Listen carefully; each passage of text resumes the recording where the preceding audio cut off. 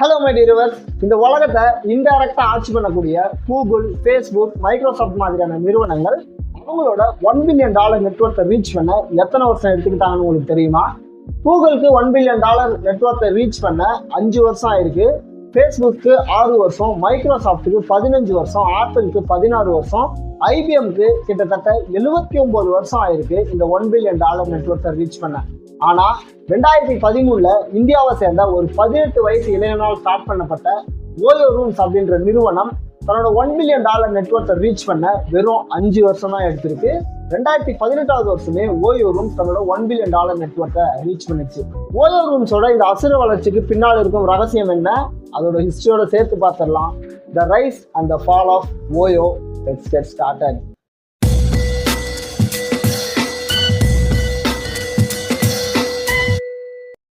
My dears, ஓயோன்னா என்ன அப்படின்னு உங்கள மேக்ஸிமம் எல்லாருக்குமே தெரிஞ்சிருக்கும். பட் தெரியாதவங்க யாராவது இருக்கீங்க அப்படின்னா அவங்களுக்கு மட்டும் சிம்பிளா சொல்றேன். ஓயோ அப்படின்றது ஒரு ஹோட்டல் ரூம் புக்கிங் பிளாட்ஃபார்ம். நீங்க எங்கேயாவது வெளியூருக்கு டூர் போறீங்க, இல்லாட்டி வெளியூருக்கு எங்கேயாவது டிராவல் போறீங்க அப்படின்னா இங்க உங்களுக்கு எந்த ஹோட்டல்ல ரூம் ஃப்ரீயா இருக்கும்னு சொல்லிட்டு தெரியல அப்படின்னா தேடி அலைய வேண்டிய அவசியம் இல்லை. நீங்க சிம்பிளா உங்களோட போன்ல ஓயோன்ற ஆப்பை டவுன்லோட் பண்ணி அதுல உங்க ஏரியாவில் இருக்கக்கூடிய ஹோட்டல்ஸ்ல எந்தெந்த ஹோட்டல்ல ரூம் இருக்கு அப்படின்னு சொல்லிட்டு பார்த்துக்கலாம். உங்களுக்கு ஏற்ற மாதிரியான ரூம்ஸையும் உங்களுக்கு ஏற்ற மாதிரியான ரேட்ல உங்களால ஓயோவில் புக் பண்ணிக்க முடியும். 2021 நிலவரப்படி $3 பில்லியன் நெட்வொர்க் கொண்ட ஓயோ ரூம்ஸ் அப்படின்ற சாம்ராஜ்யம் எப்படி ஆரம்பிக்கப்பட்டது? ஓயோ ரூம்ஸ் அப்படின்ற நிறுவனத்தை ரித்தேஷ் அகர்வால் அப்படின்னு சொல்லப்படுற இந்தியாவை சேர்ந்த ஒரு 18 வயசு இளைஞர் தான் ஸ்டார்ட் பண்ணாரு. ரித்தேஷ்க்கு சின்ன வயசுல இருந்தே ஆண்டர்பிரனர் ஆகணும் அப்படின்றதுலாம் பெரும் கனவாவே இருந்துச்சு. இந்த கனவோட வாழ்ந்துட்டு இருந்த அவரு ஸ்கூலுக்கு கூட போகாம இந்தியா ஃபுல்லா பல சிட்டிஸ்ல இருக்கக்கூடிய இன்ஜினியரிங் காலேஜ்ல ஆண்டர்பிரினர்ஷிப் ப்ரோக்ராம் அப்படின்றத கண்டக்ட் பண்ணுவாங்க. அந்த மாதிரியான ப்ரோக்ராம்ல இவர் ஸ்கூலை கட்டடிச்சுட்டு போய் கலந்துப்பாரு அப்படின்னு சொல்றாங்க. அவர் படிச்ச ஸ்கூல்ல அட்டெண்டன்ஸ் அவ்வளவா கண்டுக்காதனால வருஷத்துல வெறும் எக்ஸாமுக்கு மட்டுமே போய் எக்ஸாம் அட்டென்ட் பண்ணிட்டு மற்ற நாள் எல்லாமே ஸ்கூல்ல கட்டடிச்சுட்டு இந்த மாதிரியான ஆண்டர்பிரினர்ஷிப் ப்ரோக்ராம்ல போய் கலந்துப்பாரு அப்படின்னு சொல்றாங்க. மோர் தென் 100 சிட்டிஸ்ல நடந்த ஆண்டர்பிரினர்ஷிப் ப்ரோக்ராம்ல இவர் கலந்துருப்பாரு அப்படின்னு சொல்றாங்க. அந்த மாதிரி இவர் போன பயணங்கள்ல கிடைச்ச அனுபவங்களை வச்சு the encyclopedia of top 100 engineering colleges in India அப்படின்னு சொல்லிட்டு ஒரு புத்தகத்தையே ரித்தேஷ் அகர்வால் வெளியிட்டிருக்காரு. இந்த புத்தகத்தை அவர் வெளியிடும் போது அவரோட வயசு வெறும் 17 தான். 17 வயசுல தனக்கு கிடைச்ச அனுபவங்களை வச்சு ஒரு புத்தகத்தையே வெளியிட்டிருக்காரு ரித்தேஷ் அகர்வால். என்னடா இதுல ஓயோ அப்படின்ற ஒரு வார்த்தையே வரலையா அப்படின்னு சொல்லிட்டு நீங்க கேட்டீங்கன்னா, ஓயோ அப்படின்ற சாம்ராஜ்யத்துக்கான அந்த புள்ளி எங்க இருந்து ஸ்டார்ட் ஆகுது அப்படின்னு சொல்லிட்டு பார்த்தோம்னா, ஒரு ஆண்டர்பிரனரா ஆகணும் அப்படின்னா அவங்களுக்கு பேஸ்ல தேவைப்பட வேண்டியது அவங்க மைண்டுக்குள்ள இருக்கக்கூடிய அந்த ஐடியா. அப்படி ஒரு ஐடியா ரித்தேஷ்க்கு எப்போ தோணுது அப்படின்னு சொல்லிட்டு பார்த்தோம்னா, இந்த மாதிரி ஆண்டர்பிரினர்ஷிப் ப்ரோக்ராம்ல பங்கெடுத்துக்கிறதுக்காக அவர் பல சிட்டிஸ்க்கு போனாரு அப்படின்னு சொல்லிட்டு நம்ம பார்த்தோம் இல்லையா. அந்த மாதிரி அவர் போன பல சிட்டிஸ்ல பல ஹோட்டல்ஸ்ல அவர் போய் தங்கியிருக்காரு. அந்த மாதிரி தங்கும்போது அவர் நோட் பண்ண விஷயம் என்ன அப்படின்னு சொல்லிட்டு பார்த்தோம்னா, அவர் தங்கின ஹோட்டல்ஸ்ல வசதியான ஹோட்டல்ஸ்ல, காஸ்ட்லியான ஹோட்டல்ஸ்ல சர்வீஸ் அப்படின்றது ரொம்ப மட்டமா இருக்கணும். பட் இருந்தாலும் அந்த ஹோட்டல்ஸ்ல கூட்டம் அதிகமா இருக்கணும்ன்றது நோட் பண்றாரு. அதே மாதிரி காஸ்ட் கம்மியா இருக்கக்கூடிய ஹோட்டல்ஸ்ல சர்வீஸும் சூப்பரா இருக்கு. பட் அந்த இடத்துல கூட்டம்ன்றது ரொம்பவே கம்மியா இருக்கு. அந்த ஹோட்டல்ஸ் அந்த அளவுக்கு ஃபேமஸா இல்லை அப்படின்னு சொல்லிட்டு நோட் பண்றாரு. இதுக்கு காரணம் என்னவா இருக்கும் அப்படின்னு சொல்லிட்டு அவர் யோசிக்கும் போது நிறைய பேருக்கு இந்த மாதிரியான ஹோட்டல்ஸ் இருக்கிறதே தெரியுதுல அப்படின்றத அவர் நோட் பண்றாரு. இந்த ப்ராப்ளத்துக்கு நம்ம தான் ஏதாவது ஒரு சொல்யூஷனை கண்டுபிடிக்கணும் அப்படின்ற யோசனையில ஊருக்கு வந்த ரித்தேஷ் அகர்வால் ஒரு 82 லட்ச ரூபாய் செலவு பண்ணி auravelsstays.com அப்படின்னு சொல்லப்படுற ஒரு வெப்சைட்டை நிறுவுறாரு. இந்த வெப்சைட் மூலிமா உங்களால ஹோட்டல் ரூம்ஸை புக் பண்ண முடியும் அப்படின்னு சொல்லிட்டு அனௌன்ஸ் பண்றாரு. இந்த வெப்சைட்டும் ஓரளவுக்கு சக்சஸா இருக்கு. ஒரு 30 லட்ச ரூபாய் ரெவன்யூவை இவருக்கு ஈட்டி கொடுக்குது. பட் இது ஒரு மினிமலான சக்சஸ் தான். இதை வேர்ல்டு லெவல்ல கொண்டு போனோம் அப்படின்னு சொல்லிட்டு டீல் ஃபெல்லோஷிப் அப்படின்னு சொல்லப்படுற ஒரு ப்ரோக்ராம், இந்த ப்ரோக்ராமை கண்டக்ட் பண்றது பேபாலோட கோஃபவுண்டரான பீட்டர் தில். இவர் ஒவ்வொரு வருஷமும் இந்த ப்ரோக்ராமை கண்டக்ட் பண்ணுவாரு. ஆண்டர்பிரனரா ஆகணும் அப்படின்னு சொல்லிட்டு எந்தெந்த இளைஞர்கள் எல்லாம் விருப்பமா இருக்காங்களோ, யார் யாருக்கெல்லாம் நல்ல ஐடியா அப்படின்றது இருக்கோ, இந்த மாதிரியான இளைஞர்கள் எல்லாம் ஒன்று சேர்த்து பீட்டர் திலே டைரக்டா அவங்களுக்கு 2 வருஷம் ட்ரைனிங்ன்றது கொடுப்பாரு. ட்ரைனிங்கோட முடிவுல நல்லா பர்ஃபார்ம் பண்ற ஆண்டர்பிரினர்ஷிப் யங்ஸ்டர்ஸுக்கு $1 lakh பணம் அப்படின்றத பரிசா கொடுப்பாரு. ஸோ அந்த மாதிரி பீட்டர் தீலால நடத்தப்பட்ட தீல் ஃபெல்லோஷிப் ப்ரோக்ராம்ல ரித்தேஷ் அகர்வால் செலக்ட் ஆகுறாரு. அந்த டைம்ல ஏசியாவில இருந்து செலக்ட் ஆன ஒரே ஒரு நபர் ரித்தேஷ் அகர்வால் மட்டும்தான். 2 இயர்ஸ் பீட்டர் தீல் கிட்ட இருந்து கிடைச்ச அந்த லேர்னிங்ஸையும் அவர் மூலியமா கிடைச்ச அந்த $1 lakh எடுத்துக்கிட்டு மறுபடியும் இந்தியா வராரு ரித்தேஷ் அகர்வால். இந்தியாவுக்கு வந்து அந்த $1 lakh தன்னோட பிசினஸ் ஆன ஆர்ஐஎல் ஸ்டேஸ்ல இன்வெஸ்ட் பண்றாரு.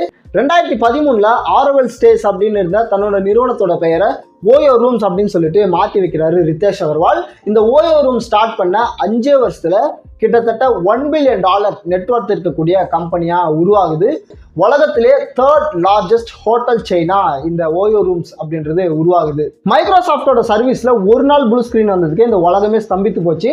ஷேர் மார்க்கெட் எல்லாம் சரியான அடி வாங்குச்சு. இப்படி உலகத்தையே கண்ட்ரோல் பண்ணிட்டு இருக்க மைக்ரோசாஃப்டே $1 பில்லியன் நெட்வொர்க்கை ரீச் பண்ண கிட்டத்தட்ட 15 வருஷம் தத்தி போயிருக்காங்க. அப்படி இருக்கும்போது இந்த ஓயோ ரூம்ஸ் அப்படின்ற நிறுவனம் $1 பில்லியன் நெட்வொர்க்கை வெறும் 5 வருஷத்துல ரீச் பண்ணியிருக்காங்க அப்படின்னா இந்த ஓயோ ரூம்ஸ் நிறுவனத்தோட சக்சஸ்க்கு பின்னால் இருக்கக்கூடிய காரணம்ன்றது என்ன? ஒரு பிஸ்னஸ் அப்படின்னு நம்ம எடுத்துக்கிட்டோம்னா 2 வகையான பிஸ்னஸ் அப்படின்றது இருக்கு. ப்ராடக்ட் பேஸ்ட் பிஸ்னஸ் ஒன்று, சர்வீஸ் பேஸ்டு பிஸ்னஸ் ஒன்று. ப்ராடக்ட் பேஸ்ட் பிஸ்னஸ் அப்படின்னா நம்ம ஒரு ப்ராடக்ட்டை மேனுஃபேக்சர் பண்ணுவோம், அதை மார்க்கெட்டிங் பண்ணி பீப்புள்ஸ்க்கு டிஸ்ட்ரிபியூட் பண்ணுவோம், அதுல இருந்து அந்த கம்பெனிக்கு ரெவன்யூ அப்படின்றது ஜெனரேட் ஆகும். சர்வீஸ் பேஸ்ட் பிஸ்னஸ் அப்படின்னா ஒரு பீப்புள்ஸ்க்கு ஒரு ப்ராப்ளம் அப்படின்றது இருக்கும், அந்த ப்ராப்ளத்தை நம்ம கம்பெனி சால்வ் பண்ணும், அதுக்கு பீப்புள்ஸ் பணம் தருவாங்க, அதன் மூலிமா நம்ம கம்பெனிக்கு ரெவன்யூ அப்படின்றது ஜெனரேட் ஆகும். ஸோ ஓயோ ரூம்ஸ் அப்படின்ற நிறுவனத்தை நம்ம எடுத்துக்கிட்டோம்னா அது ஒரு service based business. Service based பிஸ்னஸ்னாலே பீப்புள்ஸ் கிட்ட இருக்கக்கூடிய ஒரு ப்ராப்ளத்தை சால்வ் பண்றது மூலியமா தான் ரெவன்யூ அப்படின்றத ஜெனரேட் பண்ணுவாங்க. அப்படி ஓயோ ரூம்ஸ் பீப்புள் கிட்ட இருந்தா என்ன ஒரு ப்ராப்ளத்தை சால்வ் பண்ணாங்க அப்படின்னு சொல்லிட்டு பார்த்தோம்னா, முன்னெல்லாம் நம்ம வெளியூருக்கோ இல்லை வெளிநாட்டுக்கோ டூர் போறோம் அப்படின்னா ஹோட்டல்ல ரூம் புக் பண்றது அப்படின்றது மிகப்பெரிய விஷயம். பிகாஸ் எங்க ஹோட்டல் இருக்குன்றதே நமக்கு தெரியாது, அது முதல் விஷயம். அப்படியே கண்டுபிடிச்சாலே அந்த ஹோட்டல்ஸ்ல ரூம்ஸ் ஃப்ரீயா இருக்கா, நமக்கு ஏற்ற மாதிரியான ரேட்ல இருக்கா அப்படின்றத கண்டுபிடிக்கிறது ஒரு மிகப்பெரிய சேலஞ்சிங்கான ஒரு ப்ராப்ளமா இருந்துச்சு. இந்த ஒரு ப்ராப்ளத்தை தான் ஓயோ ரூம்ஸ் அப்படின்றவங்க சால்வ் பண்ணாங்க. நீங்க வெளியூருக்கு டூர் போறீங்க, வெளிநாட்டுக்கு டூர் போறீங்க அப்படின்னா எங்கேயும் ஹோட்டலை தேடி அலைய தேவையில்ல. ஜஸ்ட் எங்களோட ஆப்ல லாகின் பண்ணி உங்க நியர்பைல இருக்கக்கூடிய ஹோட்டல்ஸ்ல உங்களால ரூமை புக் பண்ணிக்க முடியும், அதுவும் உங்களுக்கு ஏற்ற மாதிரியான ரூமை ஈஸியா புக் பண்ணிக்க முடியும் அப்படின்னு சொல்லிட்டு அவங்களுக்கு இருந்த ப்ராப்ளத்தை ஈஸியா பண்றாங்க அண்ட் பீப்புள்ஸ்க்கு இருந்த ஒரு மிகப்பெரிய ப்ராப்ளத்தை சால்வ் பண்றாங்க. இதுதான் ஓயோ ரூம்ஸோட சக்சஸ்க்கு மிக மிக முக்கியமான காரணம் அப்படின்னு சொல்லிட்டு சொல்றாங்க. நிஜமாவே இதுதான் காரணமா ஓயோ ரூம்ஸோட சக்சஸ்க்கு? அதுதான் இல்லை மை டியர் வியூவர்ஸ். ஓயோ ரூம்ஸோட சக்சஸ்க்கு ரொம்ப ரொம்ப முக்கியமான காரணம் எது அப்படின்னு சொல்லிட்டு பார்த்தோம்னா அதுதான் மை டியர் வியூவர்ஸ். இப்போ நம்ம எல்லாருக்குமே ஓயோ ரூம்ஸ் அப்படின்னு சொன்னாலே நம்ம மைண்டுக்கு ஒரு விஷயம் வரும் இல்லையா? ஸோ அதுதான் ஓயோ ரூம்ஸோட சக்சஸ்க்கு மிக மிக முக்கியமான காரணம். ஓயோ ரூம்ஸை ஒரு உலக தரத்தில் கொண்டு போனோம், இதை வேர்ல்டு ஃபுல்லாக ஃபேமஸ் ஆகணும் அப்படின்ற காரணத்துக்காக valentine's day offer, lover special offer அப்படின்னு சொல்லிட்டு பல ஆஃபர்ஸை கொட்டி தெளிக்கிறாங்க. லவ்வர்ஸா நீங்க ரூம்ஸ் எடுக்கிறீங்க அப்படின்னா உங்களுக்கு கம்மியான ரேட்ல ரூம் கிடைக்கும், கப்புள்ஸா நீங்க ரூம்ஸ் எடுக்கிறீங்க அப்படின்னா கம்மியான ரேட்ல ரூம்ஸ் கிடைக்கும் அப்படின்னு சொல்லிட்டு பல விதமான ஆஃபர்ஸை விடுறாங்க. இதுல ஹாப்பியான யங்ஸ்டர்ஸ் எல்லாம் ஓயோ ரூம்ஸ்ல அதிகமா ரூம்ஸை புக் பண்ண ஸ்டார்ட் பண்ணிட்டாங்க. Not only India, through out the world youngsters நிறைய பேர் ஓயோ ரூம்ஸ் மூலியமா தான் புக் பண்ண ஸ்டார்ட் பண்ணாங்க. பிகாஸ் முன்னெல்லாம் நம்ம போய் புக் பண்ணோம்னா கப்புள்ஸா போனா தான் ரூம்ஸ் கொடுக்குவாங்க, பேச்சுலர்ஸா ஒரு பொண்ணும் பையனும் போனாங்கன்னா ரூம் கொடுக்க மாட்டாங்க, ஆதார் கார்டை கொடு அந்த கார்டை கொடுத்து நிறைய ப்ரூஃப் ஐடி எல்லாமே கேட்பாங்க. பட் ஓயோ ரூம்ஸ்ல நீங்க ரூமை புக் பண்ணிட்டு போறீங்க அப்படின்னா ஜஸ்ட் உங்க போன்ல இருக்கக்கூடிய ஓடிபியோ இல்லை அதுக்காக கொடுக்கப்பட்ட அந்த ரெசிப்டியோ காட்டினா மட்டுமே போதும், உங்களை ரூம்ல அலோவ் பண்ணிடுவாங்க. உங்களுக்கு மேரேஜ் ஆயிருக்கா, நீங்க பொண்ணை கூப்பிட்டு வரீங்களா, 2 பேரா வரீங்களா, 3 பேரா வரீங்களான்னு எதுவுமே கேட்க மாட்டாங்க, ஈஸியா உங்களை அலோவ் பண்ணிடுவாங்க. ஸோ இந்த ஒரு விஷயம் தான் ஓயோ ரூம்ஸோட சக்சஸ்க்கு ரொம்ப ரொம்ப முக்கியமான ஒரு காரணம் அப்படின்னு சொல்லி சொல்றாங்க. ஓயோ ரூம்ஸோட இந்த அசுர வளர்ச்சியை பார்த்த மற்ற நாட்டில் இருக்கக்கூடிய சில பேரும் இதே பிசினஸ் மாடலை நம்ம நாட்டிலேயே நம்ம இம்ப்ளை பண்ணலாம் அப்படின்னு சொல்லிட்டு காப்பி பண்ண பார்த்தாங்க. பட் ஓயோ ரூம்ஸ் அவங்களுக்கு முன்னாடியே முந்திக்கிட்டு இந்தியாவில் மட்டும் இல்லாமல் உலகம் ஃபுல்லாகவே இந்த பிஸ்னஸை கொண்டு போகணும் அப்படின்னு சொல்லிட்டு China, US, UK, Middle East அப்படின்னு சொல்லிட்டு பல கண்ட்ரீஸ்ல இவங்களோட பிஸ்னஸை விரிவுபடுத்துறாங்க. எல்லா நாட்டிலுமே ஓயோ பிஸ்னஸ் அப்படின்றது ஒரு பயங்கர சக்சஸ்ஃபுல்லான பிஸ்னஸாக போய் 3rd largest hotel chain in the world அப்படின்ற பேரையும் ஓயோ ரூம்ஸ்க்கு வாங்கி கொடுக்குது. ஓயோ ரூம்ஸ் எப்படி இவ்வளோ சீக்கிரமா இத்தனை நாட்டில் இத்தனை பிரான்ச்சஸை ஓப்பன் பண்ணாங்க அப்படின்னு சொல்லிட்டு பார்த்தோம்னா நம்ம ஏற்கனவே பார்த்த மாதிரி இது ஒரு ஹோட்டல் செயின் அப்படின்ற பேஸ்ல தான் நடக்குது.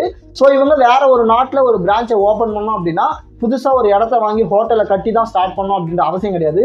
ஆல்ரெடி எக்ஸிஸ்டாக இருக்கக்கூடிய ஹோட்டல் கூட சின்னதாக ஒரு கான்ட்ராக்ட் போடுறது மூலியமாகவே இவங்களால ஒரு பிரான்ச் அப்படின்றத ஓப்பன் பண்ண முடியும்.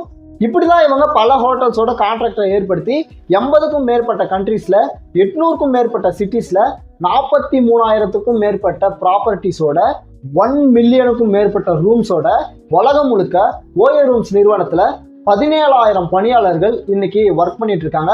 இப்போ இது ஒரு $multi-billion கம்பெனியா சக்சஸ்ஃபுல்லா ரன் ஆயிட்டு இருக்கு.